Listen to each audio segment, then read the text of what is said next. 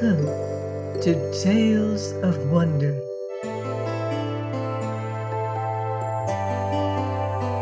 I'm Martell,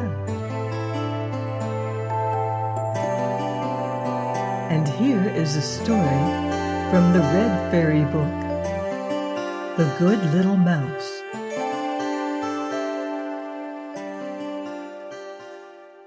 Once upon a time, there lived a king and queen who loved each other so much that they were never happy unless they were together. Day after day they went out hunting or fishing. Night after night they went to balls or to the opera.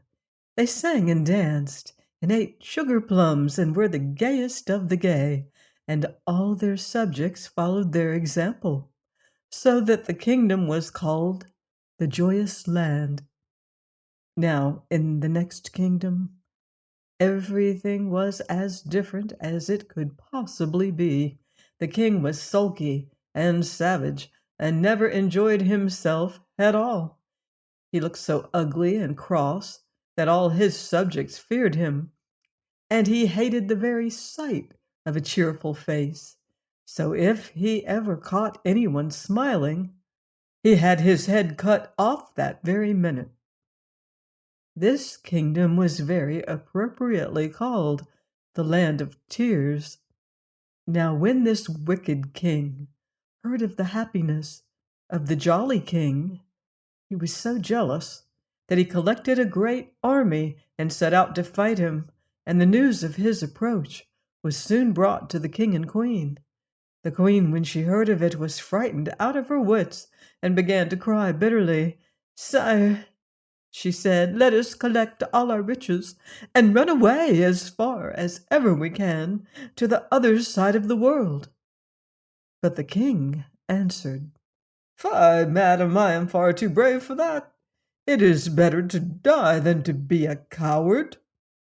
Then he assembled all his armed men, and after bidding the queen a tender farewell, he mounted his splendid horse and rode away. When he was lost to sight, the queen could do nothing but weep and wring her hands and cry. "Alas, if the king is killed, what will become of me and of my little daughter?" And she was so sorrowful that she could neither eat nor sleep. The king sent her a letter every day, but at last, one morning, as she looked out of the palace window, she saw a messenger approaching in hot haste.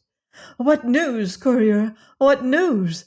cried the queen, and he answered, "The battle is lost, and the king is dead, and in another moment the enemy will be here." The poor queen fell back insensible, and all her ladies carried her to bed, and stood round her weeping and wailing.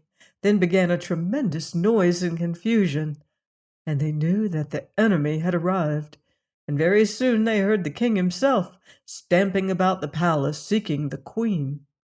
Then her ladies put the little princess into her arms, and covered her up head and all in the bedclothes, and ran for their lives. And the poor queen lay there shaking and hoping she would not be found. But very soon the wicked king clattered into the room, and in fury, because the queen would not answer when he called to her, he tore back her silken coverings and tweaked off her lace cap, and when all her lovely hair came tumbling down over her shoulders, he wound it 3 times round his hand and threw her over his shoulder, where he carried her like a sack of flour. The poor queen held her little daughter safe in her arms and shrieked for mercy. But the wicked king only mocked her and begged her to go on shrieking, as it amused him, and so mounted his great black horse and rode back to his own country. When he got there, he declared that he would have the queen and the little princess hanged on the nearest tree. But his courtiers said that seemed a pity, for when the baby grew up, she would be a very nice wife for the king's only son. The king was rather pleased with this idea, and shut the queen up in the highest room of a tall tower, which was very tiny and miserably furnished with a table and a very hard bed upon the floor. Then he sent for a fairy who lived near his kingdom, and after receiving her with more politeness than he generally showed, and entertaining her at a sumptuous feast, he took her up to see the queen. The fairy was so touched by the sight of her misery that when she kissed her hand she whispered, "Courage, madam, I think I see a way to help you." The queen, a little comforted by these words, received her graciously, and begged her to take pity upon the poor little princess, who had met with such a sudden reverse of fortune. But the king got very cross when he saw them whispering together, and cried harshly, "Make an end of these fine speeches, madam. I brought you here to tell me if the child will grow up pretty and fortunate." Then the fairy answered that the princess would be as pretty and clever and well brought up as it was possible to be. And the old king growled to the queen that it was lucky for her that it was so, as they would certainly have been hanged if it were otherwise. Then he stamped off, taking the fairy with him, and leaving the poor queen in tears. "How can I wish my little daughter to grow up pretty, if she is to be married to that horrid little dwarf, the king's son?" she said to herself. "And yet, if she is ugly, we shall both be killed. If I could only hide her away somewhere, so that the cruel king could never find her."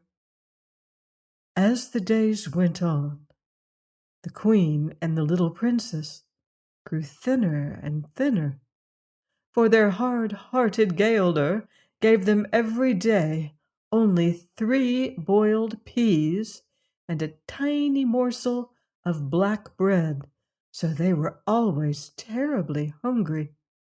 At last one evening, as the queen sat at her spinning wheel, for the king was so avaricious that she was made to work day and night, she saw a tiny pretty little mouse creep out of a hole, and said to it, "Alas, little creature, what are you coming to look for here? I only have 3 peas for my day's provision, so unless you wish to fast, you must go elsewhere." But the mouse ran hither and thither, and danced and capered so prettily, that at last the queen gave it her last pea, which she was keeping for her supper, saying, "Here, little one, eat it up. I have nothing better to offer you, but I give this willingly in return for the amusement I have had from you." She had hardly spoken when she saw upon the table a delicious little roast partridge and 2 dishes of preserved fruit. "Truly," said she, "a kind action never goes unrewarded." And she and the little princess ate their supper with great satisfaction, and then the queen gave what was left to the little mouse, who danced better than ever afterwards. The next morning came the gaoler with the queen's allowance of 3 peas, which he brought in upon a large dish to make them look smaller. But as soon as he set it down, the little mouse came and ate up all 3, so that when the queen wanted her dinner, there was nothing left for her. Then she was quite provoked, and said, "Oh, what a bad little beast that mouse must be! If it goes on like this, I shall be starved." But when she glanced at the dish again, it was covered with all sorts of nice things to eat, and the queen made a very good dinner, and was gayer than usual over it. But afterwards, as she sat at her spinning wheel, she began to consider what would happen if the little princess did not grow up pretty enough to please the king, and she said to herself, "Oh, if only I could think of some way of escaping."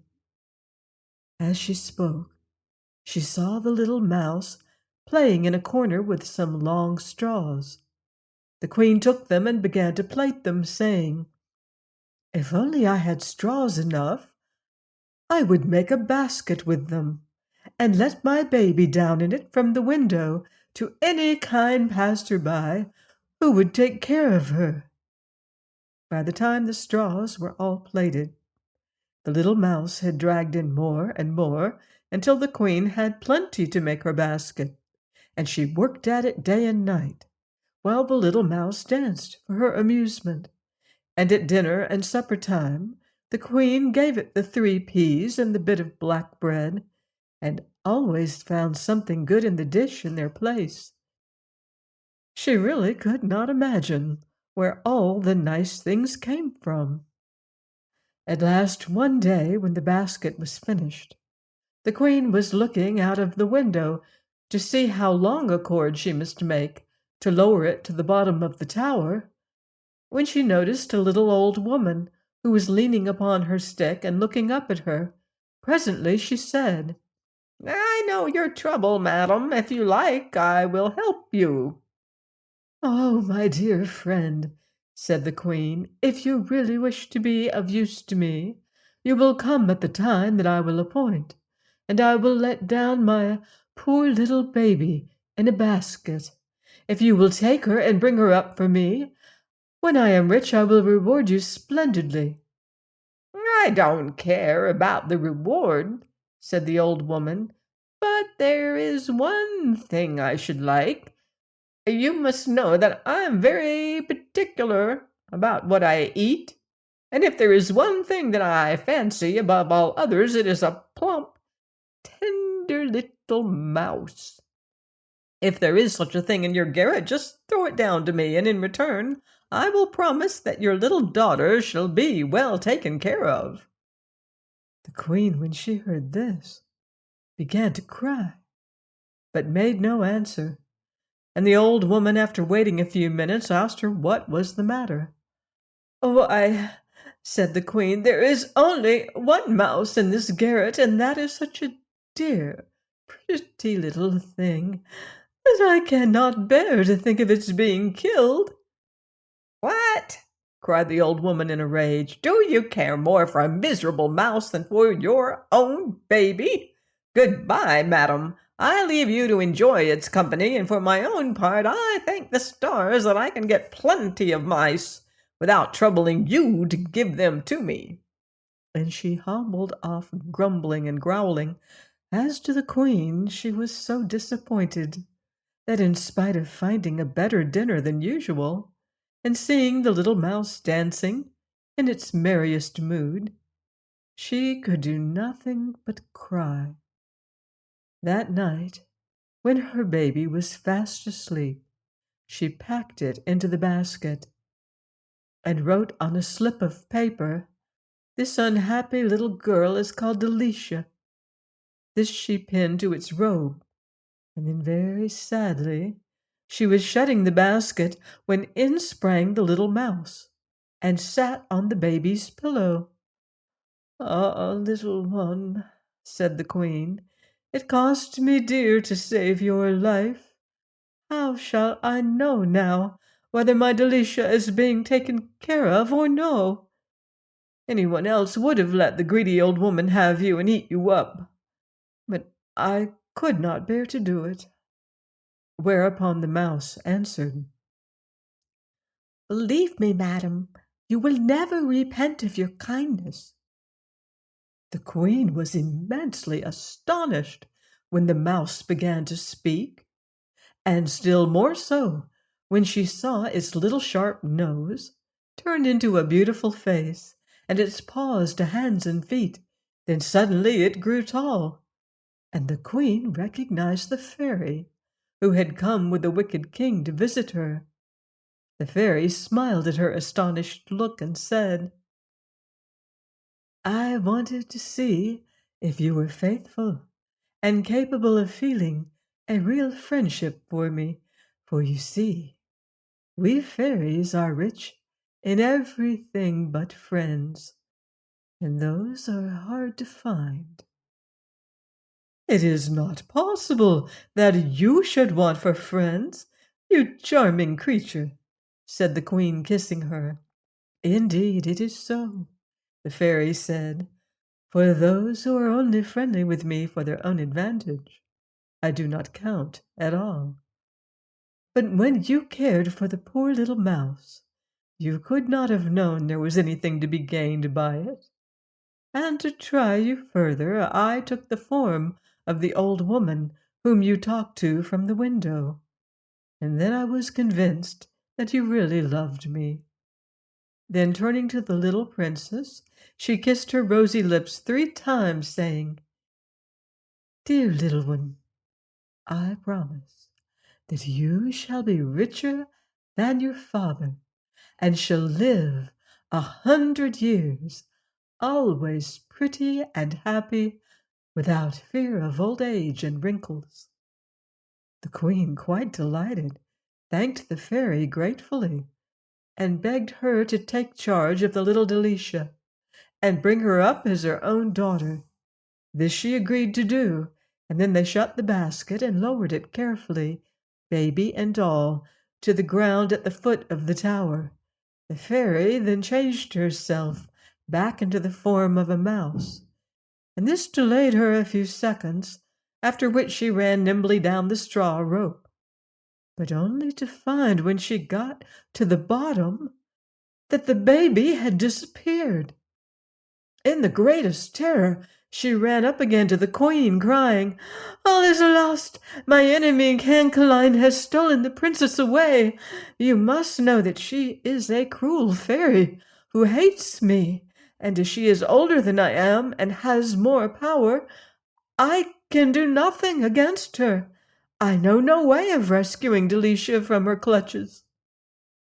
When the Queen heard this terrible news, she was heartbroken, and begged the fairy to do all she could to get the poor little princess back again. At this moment in came the gaoler, and when he missed the little princess, he at once told the king, who came in a great fury, asking what the Queen had done with her. She answered that a fairy whose name she did not know had come and carried her off by force. Upon this the king stamped upon the ground and cried in a terrible voice, "You shall be hung. I always told you you should." And without another word, he dragged the unlucky queen out into the nearest wood, and climbed up into a tree to look for a branch to which he could hang her. But when he was quite high up, the fairy, who had made herself invisible and followed them, gave him a sudden push, which made him lose his footing and fall to the ground with a crash and break 4 of his teeth. And while he was trying to mend them, the fairy carried the Queen off in her flying chariot to a beautiful castle, where she was so kind to her that, but for the loss of Delicia, the Queen would have been perfectly happy. But though the good little mouse did her very utmost, they could not find out where Cancaline had hidden the little princess.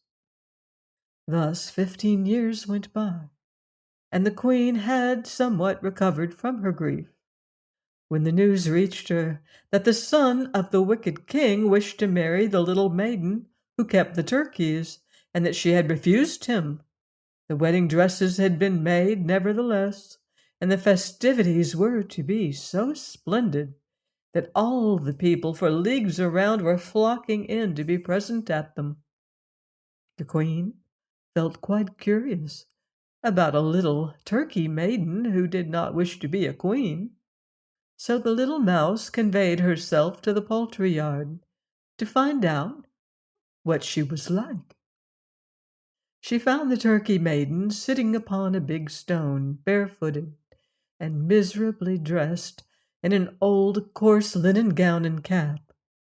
The ground at her feet was all strewn with robes of gold and silver, ribbons and laces, diamonds and pearls, over which the turkeys were stalking to and fro, while the king's ugly, disagreeable son stood opposite her declaring angrily that if she would not marry him, she should be killed. The Turkey Maiden answered proudly, "I never will marry you. You are too ugly, and too much like your cruel father. Leave me in peace with my turkeys, which I like far better than all your fine gifts." The little mouse watched her with the greatest admiration, for she was as beautiful as the spring. And as soon as the wicked prince was gone, she took the form of an old peasant woman and said to her, "Good day, my pretty one. You have a fine flock of turkeys there." The young Turkey Maiden turned her gentle eyes upon the old woman and answered, "Yet they wish me to leave them to become a miserable queen. What is your advice upon the matter?"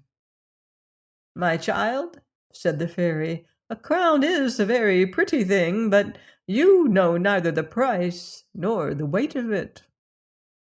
"I know so well that I have refused to wear one," said the little maiden, "though I don't know who is my father or who is my mother, and I have not a friend in the world." "You have goodness and beauty, which are of more value than 10 kingdoms," said the wise fairy. "But tell me, child, how came you here, and how is it you have neither father, nor mother, nor friend?" "A fairy called Cancaline is the cause of my being here," answered she, "for while I lived with her I got nothing but blows and harsh words, until at last I could bear it no longer, and ran away from her, without knowing where I was going. And as I came through a wood, the wicked prince met me, and offered to give me charge of the poultry yard. I accepted gladly, not knowing that I should have to see him day by day, and now he wants to marry me. But that I will never consent to." Upon hearing this, the fairy became convinced that the little Turkey Maiden was none other than the Princess Delicia. "What is your name, my little one?" said she. "I am called Delicia, if it please you," she answered. Then the fairy threw her arms around the princess's neck and nearly smothered her with kisses, saying, "Ah, Delicia, I'm a very old friend of yours, and I am truly glad to find you at last. But you might look nicer than you do in that old gown, which is only fit for a kitchen maid. Take this pretty dress, and let us see the difference it will make." So Delicia took off the ugly cap, and shook out all her fair shining hair, and bathed her hands and face in clear water from the nearest spring, till her cheeks were like roses. And when she was adorned with the diamonds and the splendid robe the fairy had given her, she looked the most beautiful princess in the world, and the fairy with great delight cried, "Now you look as you ought to look, Delicia. What do you think about yourself?" And Delicia answered, "I feel as if I were the daughter of some great king." "And would you be glad if you were?" said the fairy. "Indeed I should," answered she. "Ah, well," said the fairy, "tomorrow I may have some pleasant news for you." So she hurried back to her castle, where the queen sat busy with her embroidery, and cried, "Well, madam, will you wager your thimble and your golden needle that I am bringing you the best news you could possibly hear?" "Alas," sighed the queen, "since the death of the jolly king and the loss of my Delicia, all the news in the world is not worth a pin to me." "There, there, don't be melancholy," said the fairy. "I assure you the princess is quite well, and I have never seen her equal for beauty. She might be a queen tomorrow if she chose." And then she told all that had happened, and the queen first rejoiced over the thought of Delicia's beauty, and then wept at the idea of her being a Turkey Maiden. "I will not hear of her being made to marry the wicked king's son," she said. "Let us go at once and bring her here."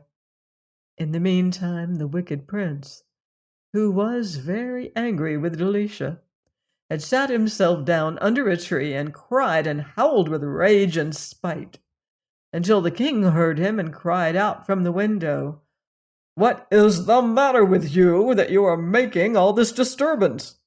The prince replied, "It is all because our turkey maiden will not love me."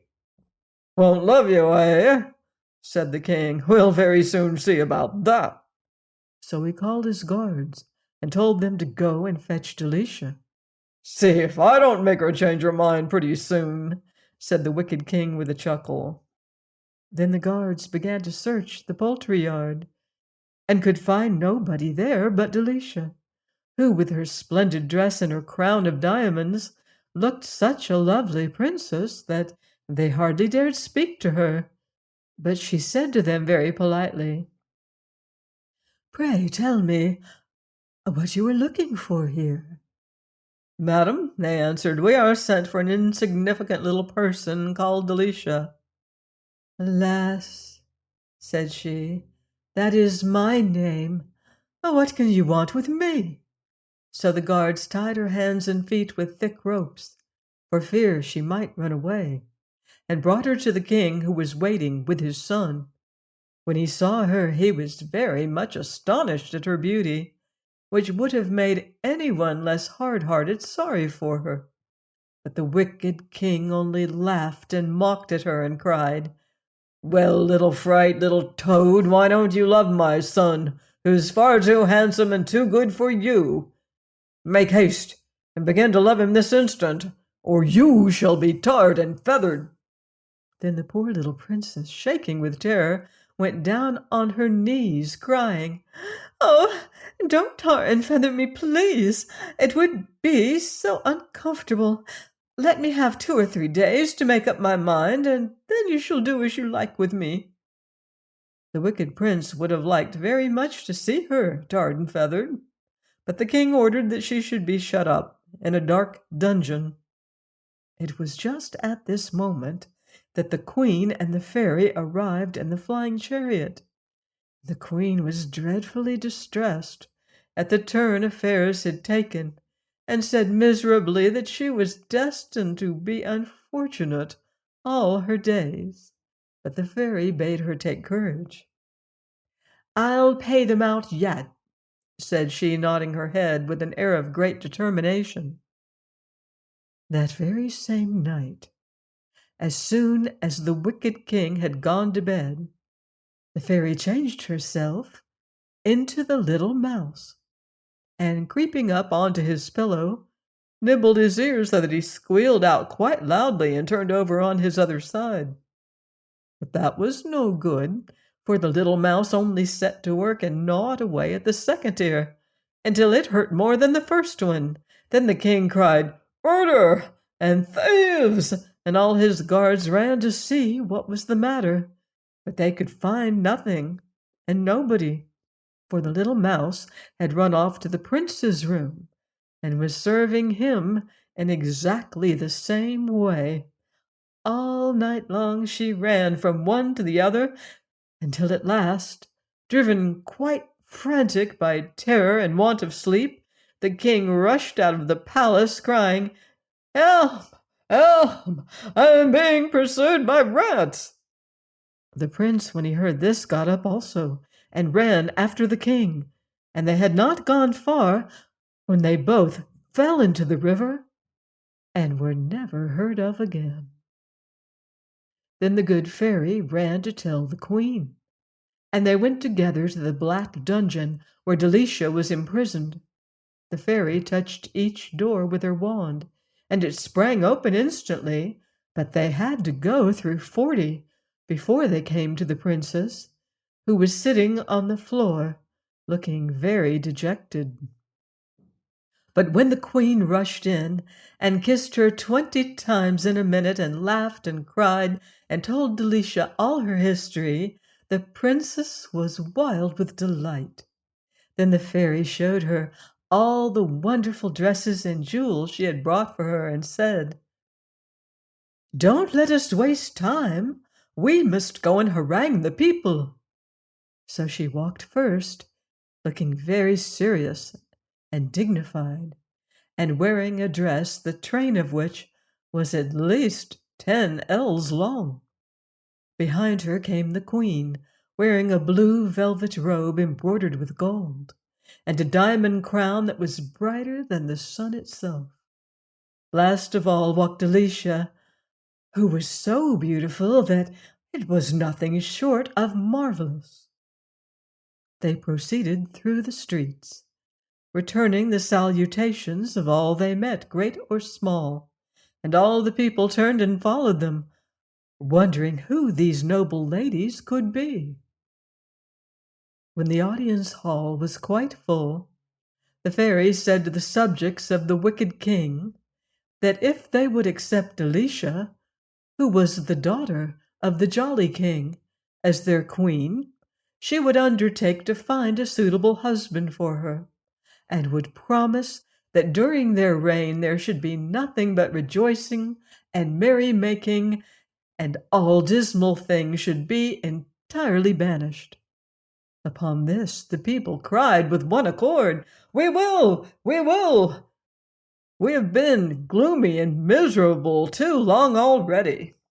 And they all took hands and danced round the queen and Alicia and the good fairy, singing, "Yes, yes, we will, we will."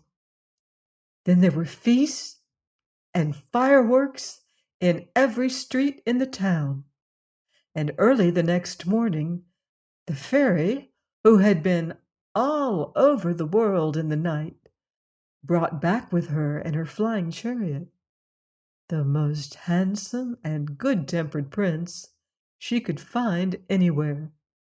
He was so charming that Delicia loved him from the moment their eyes met, and as for him, well, of course he could not help thinking himself the luckiest prince in the world. The queen felt that she had really come to the end of her misfortunes at last, and they all lived happily ever after. Join me next time for more magical adventures here on Tales of Wonder.